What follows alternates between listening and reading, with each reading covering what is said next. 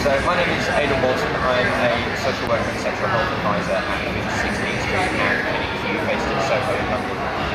cliniQ is the UK's only trans-led, trans-specific sexual health service. And what brings you to the AIDS conference here in Durban? So yesterday was quite a historic day for the AIDS conference. There was the first ever trans pre-conference called No More Lip Service, organised by the IRGT, which is an international group based around trans women and HIV, and I delivered a session there about trans inclusion and practical research.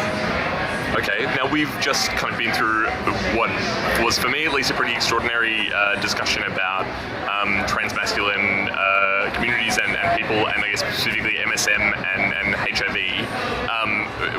A lot of it got pretty deep in terms of detail. I mean, what would you hope from a conversation like that filters out into broader conversations about these issues, and potentially from there into I guess broader MSM communities or even HIV services? I think that there's a lot of intricacies, as you would have heard in the session, there's a lot of intricacies and difficulties around transmasculine inclusion in MSM sexual health, and I think that there is the need for a targeted response to that, but I think there's also the need for wider inclusion within the MSM bracket. I think we need to be aware that MSM also includes trans people, and have to include them in a separate subsection. MSM is made no sense in pain whether they're trans or otherwise.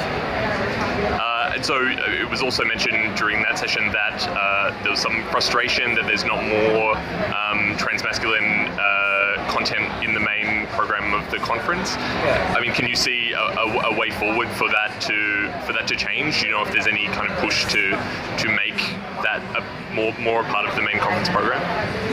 I think potentially that will evolve as the research evolves. I think at the moment we don't have that much data around trans men and transmasculine people and HIV.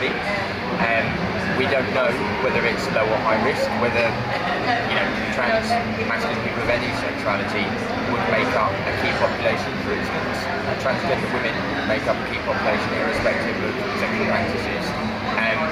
I think trans guys who are having sex with other men are included within the MSM bracket, so on that basis are a key population. But the research doesn't reflect that at the moment, and I think there's moves towards that. There's incredible trans academics and trans researchers working in the field that are making waves and really making some progress on that. And I think once that data starts coming out and being published, hopefully the inclusion within the program will be more significant as well.